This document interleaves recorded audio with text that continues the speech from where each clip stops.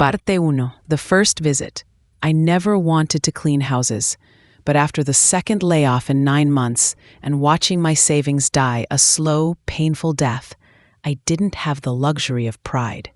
So I signed up on an app called TaskMade, uploaded a selfie where I tried to look trustworthy and not desperate, and checked every box that said I was available. Weekends, weekdays, holidays. I even wrote "no problem with blood" in the description, which now feels like the kind of joke you regret making. I was living in Redding, California, in a rented room above a car mechanic's shop. My roommate, Darren, was rarely home. He spent most nights sleeping in his girlfriend's SUV. I didn't ask questions. I paid rent in cash and pretended I couldn't hear what was happening in the garage downstairs. So when I got a notification about a new client, recurring weekly job, good pay, remote location, I clicked accept before even reading the details. Then I checked the address. It was 40 minutes outside of town, up in the hills past Whiskeytown Lake, where the roads turn from paved to gravel and GPS starts to flicker. The client's name was listed simply as Mr. Alger. I thought, okay, maybe it's one of those off-grid types. Maybe he grows mushrooms and owns goats and doesn't believe in the internet. I had no idea how strange it would get. The house was beautiful. It sat on a ridge, surrounded by dense trees, overlooking a dry riverbed and miles of forest. The driveway curved up through a gate that opened as soon as I approached, as if someone had been watching me. The house itself was an old Victorian, 3 stories, dark green paint, wide porch, tall windows. Not what you'd expect to find in rural Northern California. I parked beside an older Mercedes that looked like it hadn't been driven in months. As I grabbed my bag of supplies, the front door opened. A man stood in the doorway. He looked maybe mid-40s, clean-cut, tanned, wearing slacks and a sweater like he'd just stepped out of a catalog. "Miss Barnes?" he said. "That's me." He smiled. "Welcome, I'm Mr. Alger." We shook hands. His grip was firm, dry, unremarkable. But something about him felt off. Not creepy, not dangerous, just slightly out of sync. Like he was mimicking normal and doing it a little too well. He didn't offer a tour. He simply said, "You'll find all rooms unlocked except the one at the end of the 3rd floor. Don't go in there." I blinked. "Okay." He smiled again. "I'll be in my study. Let me know if you need anything." And just like that, he was gone. The house was spotless. Not just clean, immaculate. No dust, no smudges, no clutter. Every surface gleamed. The hardwood floors looked polished. The mirrors sparkled. Even the baseboards were free of grime. I'd cleaned dozens of homes before. This one didn't need me. Still, I unpacked my supplies and began with the kitchen. I wiped already clean counters. I checked the fridge. Mostly empty, except for bottled water, a few containers with printed labels, and some pre-packaged salads. I moved to the living room. Same story. Antique furniture in perfect condition. Bookshelves lined with hard covers that looked like they'd never been opened. A single painting hung over the fireplace. A winter landscape with a lone house in the distance. Everything was curated, like a set piece. I made my way upstairs. The 2nd floor had 3 bedrooms. Each was pristine, as if no one had slept in them. The beds were made military tight. One had a vanity with a hairbrush resting on top, its bristles unused. The 3rd floor had only 2 doors. The one at the end was closed. I felt its presence like a hum in the air. I cleaned the other room quickly, an office with a desk and typewriter. Then I returned to the hall and stood outside the closed door. I wasn't going to open it. Of course I wasn't. I just looked. It was old wood, faded. No lock, but the handle was brass and cold. Then I heard something. A creak, like footsteps. I backed away, fast. I found Mr. Alger in the study. He was reading a book with no title on the spine. "Everything all right?" he asked. "Yeah, just finished upstairs." He nodded. "Good.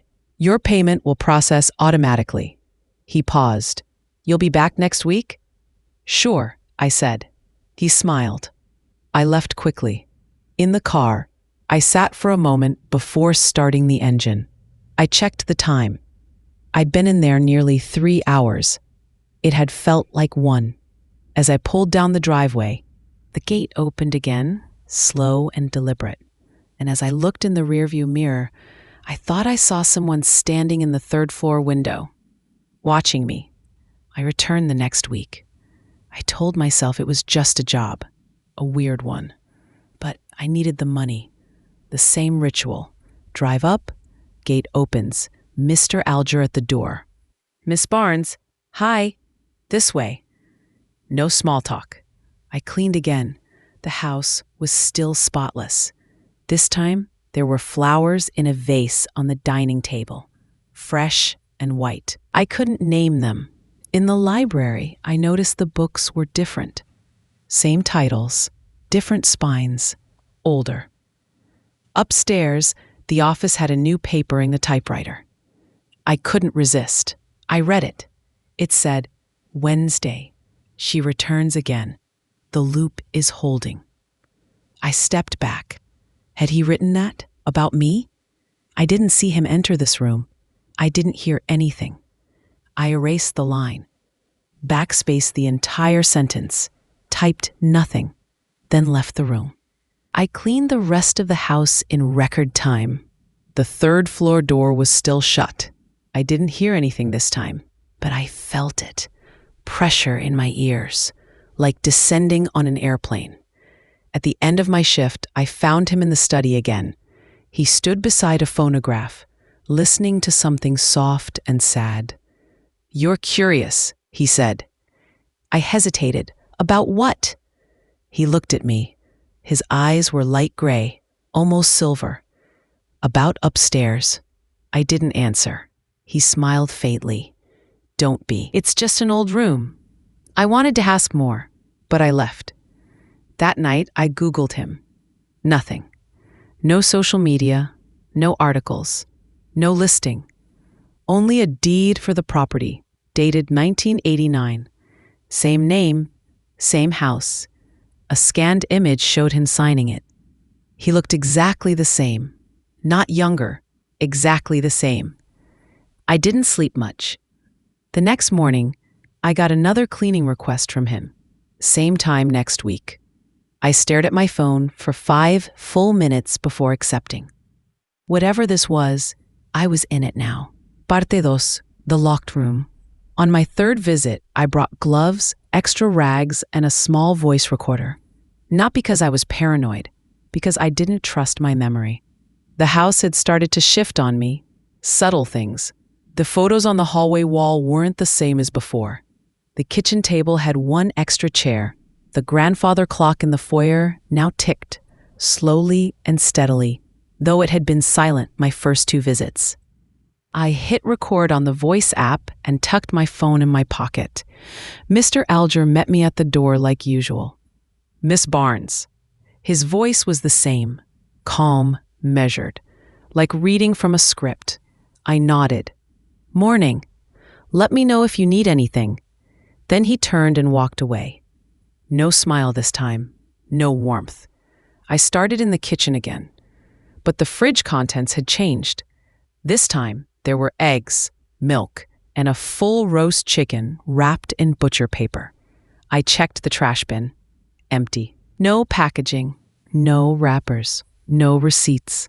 Nothing to indicate anyone had eaten here in weeks. Yet the counters were spotless. The dishes were clean. And the dishwasher was humming mid-cycle. I opened it. Inside were 6 plates, all with traces of different meals. Lasagna, fried rice, steak. But the dishwasher was too clean. There was no smell, no residue. The soap hadn't even been used. I closed it and backed away. Upstairs, I moved quickly. I dusted rooms that had no dust. I wiped windows that didn't need wiping. In the second bedroom, I noticed something new, a framed photograph on the dresser. It showed a woman with dark hair standing beside Mr. Alger. She wore a red dress.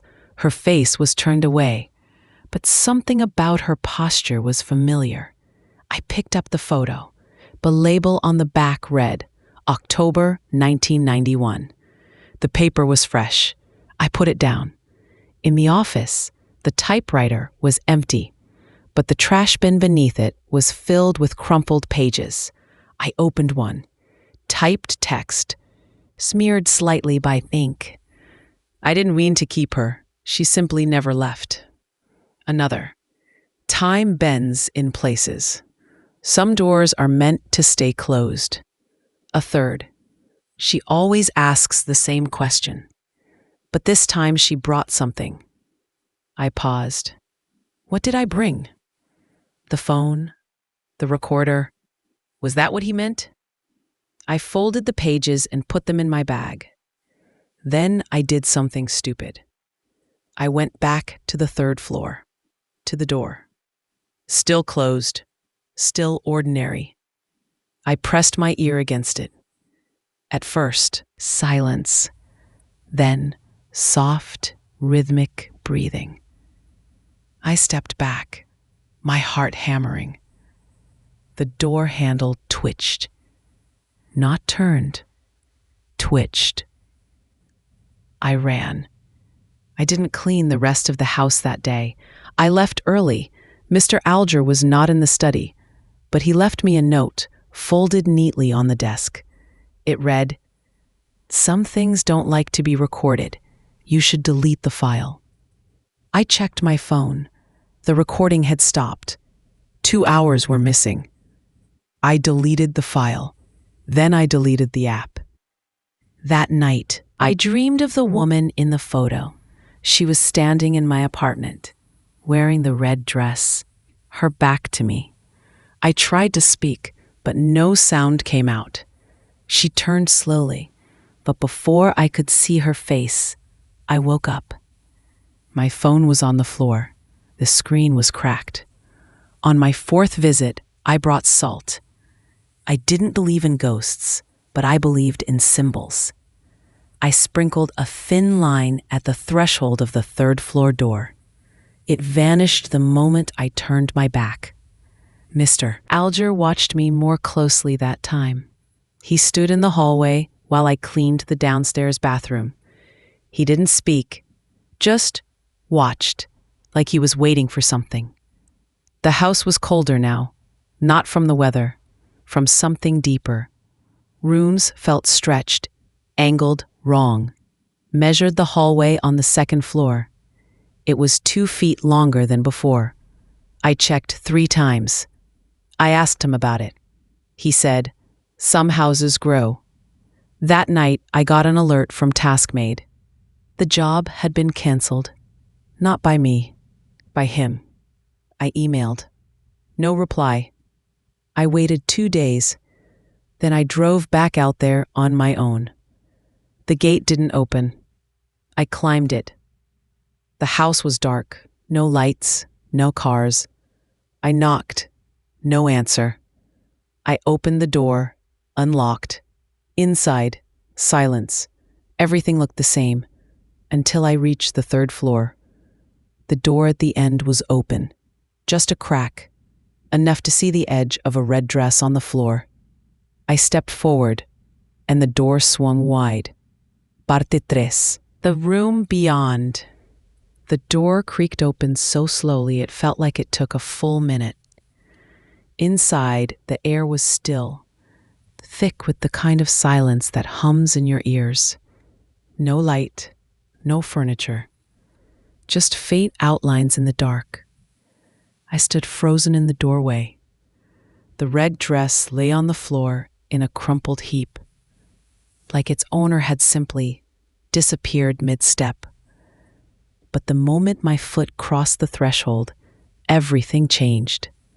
The room was not empty. It wasn't even a room. It was a hall or a corridor or something that wanted to be one. The walls stretched longer than they should. The windows weren't windows. They were mirrors. But they didn't show my reflection. They showed versions of me. One with my hair longer. One with my eyes darker. One in a dress I'd never owned. One laughing. One crying. One standing absolutely still, hands at her sides, watching me with a cold smile. I turned away. The room snapped back. 4 walls, no windows, no mirrors. The dress was gone, but a voice remained. Behind me, calm, precise. You opened it. I turned. Mr. Alger stood in the doorway, his expression unreadable. I didn't mean to. Yes, you did. He stepped into the room. The air shifted again. He closed the door behind him. It didn't make a sound. I backed away. Look, I said, you can keep your money. I just want to leave. You can't, he said softly. Not yet. He wasn't threatening, just honest. You've touched the core, he said. What are you talking about? This house has memory. It's a container. For what? He tilted his head. For time. I didn't understand. He continued.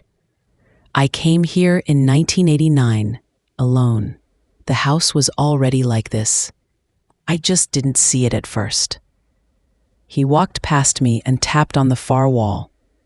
Rooms rearrange, doors remember, and sometimes they open on their own.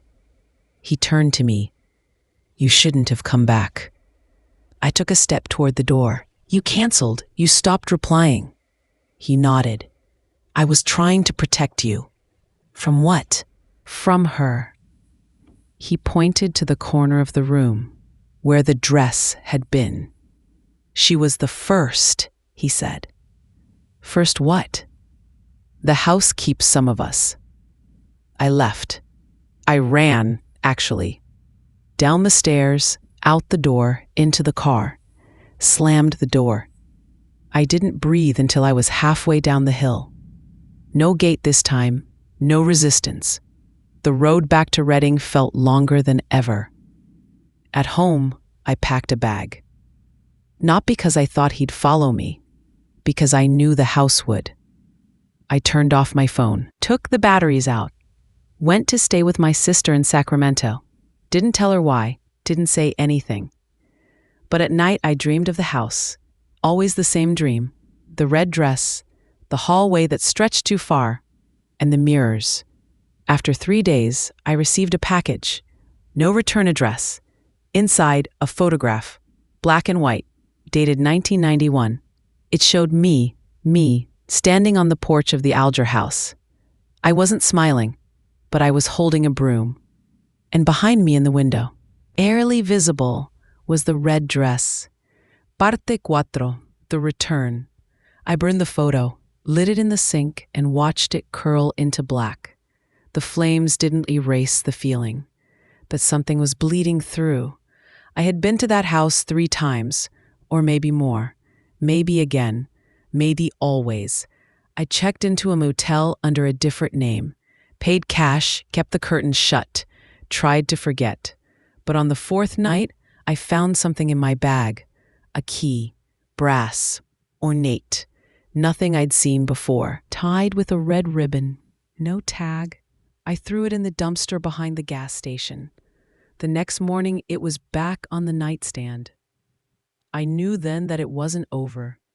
Whatever the house was, whatever it wanted, it had marked me, or chosen me, or remembered me. There's a difference. I called Riley. I hadn't talked to him in over a year. He answered on the 2nd ring. Still alive? He asked. Barely. I told him everything. He didn't laugh, didn't call me crazy. He just said, "Where do we start?" We drove up together. He insisted on bringing a crowbar, a flashlight, and 2 knives. "I don't care if it's ghosts or geometry," he said. "I'm not going in blind." The gate didn't open this time. We climbed it. The house looked abandoned. No lights, no cars. But the door was ajar. Inside, it smelled of cedar and dust, but fresher than I remembered, like someone had just cleaned. The living room was spotless. Same painting, same books, but the photo on the mantel was different. It showed me and Mr. Alger standing side by side, smiling. The date on the frame, 1997. I wasn't born until 98. Riley found the office first. The desk was gone, replaced by a hospital bed, empty but warm, like someone had just left it. The sheets were folded, a single rose on the pillow. The hallway to the 3rd floor was darker than before. Not dim, dark, black. We lit our flashlights and climbed slowly. Each step felt wrong, off-tempo, as if the staircase was remembering a different rhythm. The 3rd floor door was closed. Riley tried the handle. Locked. I reached into my coat. The brass key. It fit. The door swung open. The room was not a room. It was a forest. Foggy. Twilight. Trees that bent inward. Leaves that hummed. We looked at each other, then stepped through. The transition was seamless. 1 step and the hallway behind us was gone. The forest was silent, but not empty. Shapes moved between trees.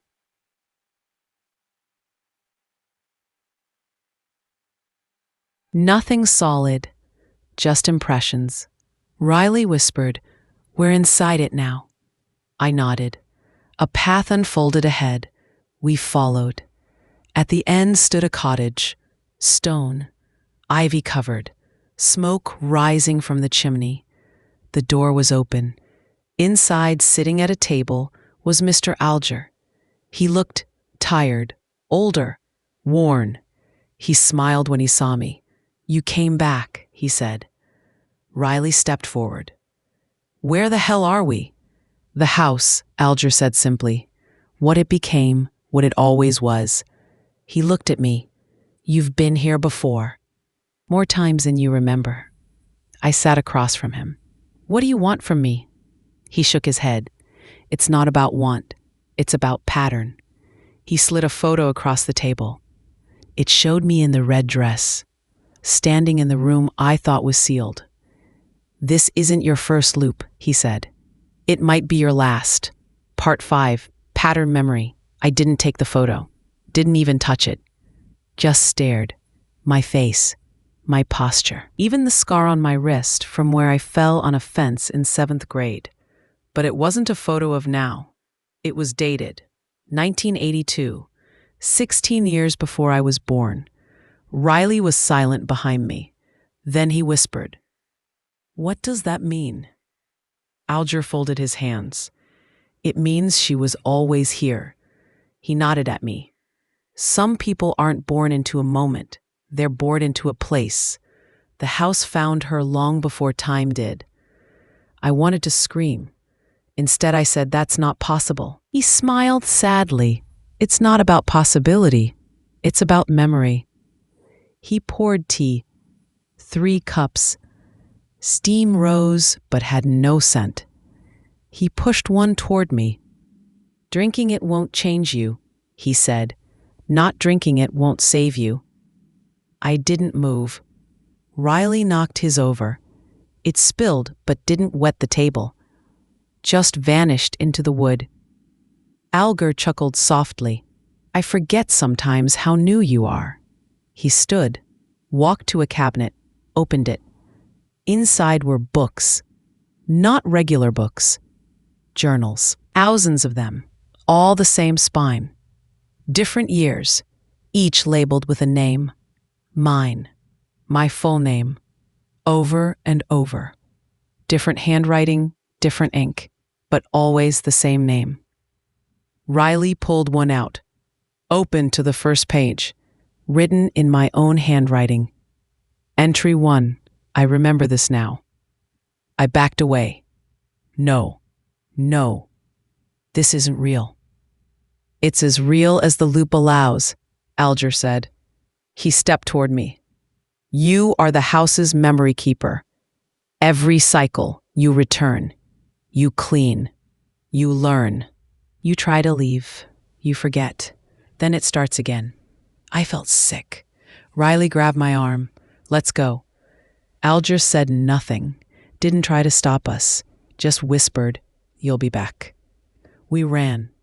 Back through the trees. Back to the clearing. The door was gone. No path. No stairs. No house. Just the forest. Endless. Twilight. We wandered for hours or minutes. Time bent, like paper folded too many times. Then suddenly, we were outside, standing in the Alger house foyer, morning light, birdsong. The door behind us closed. We left, drove fast, didn't speak, not for a long time. At a gas station halfway back, Riley turned to me. What the hell was that? I didn't answer, didn't know how. That night, I tried to leave again. Booked a bus out of state. But when I arrived at the station, my name wasn't on the list. The ID I handed the clerk wasn't mine. Same photo, different name, different date, different birth year. She looked at me funny. You sure this is yours? I said yes.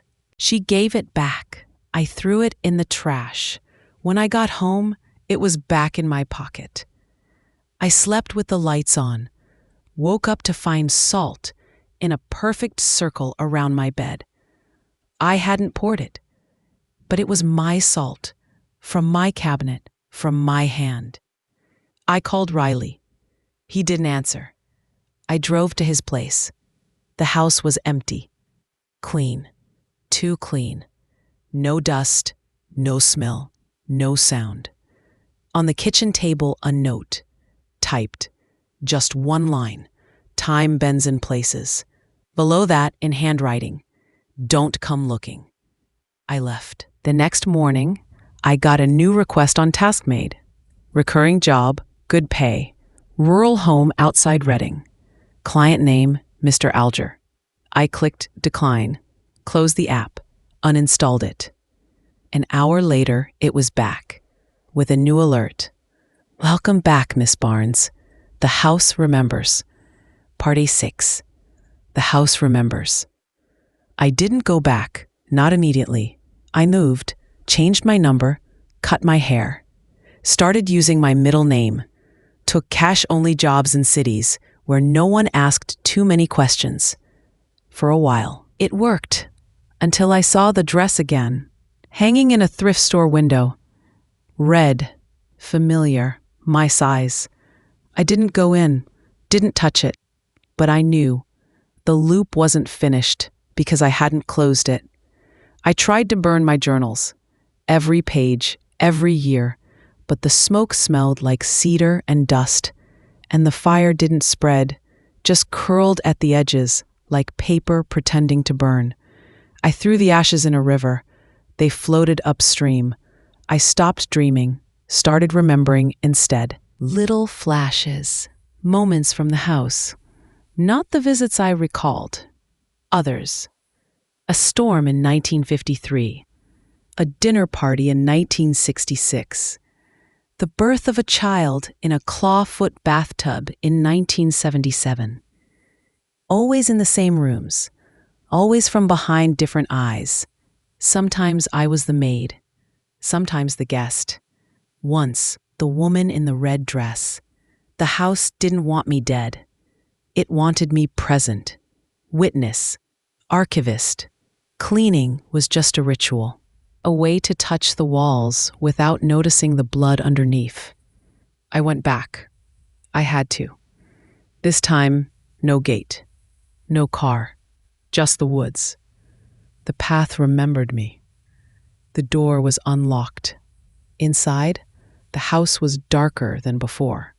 Tired. Waiting. Mr. Algar wasn't at the door. The rooms were not rooms anymore. They were echoes, half-built, uncertain. I found the journal on the kitchen counter. Not mine, his. The first page read, "She is the last. If she remembers, it ends." The final page read, "Today, she returns, or doesn't. I'm not sure anymore." There was a mirror beside it, small, oval, cracked. In it, I saw my reflection blink out of sync, just for a second. I went upstairs. 3rd floor. The hallway was short now, only one door. No handle. I knocked. No answer.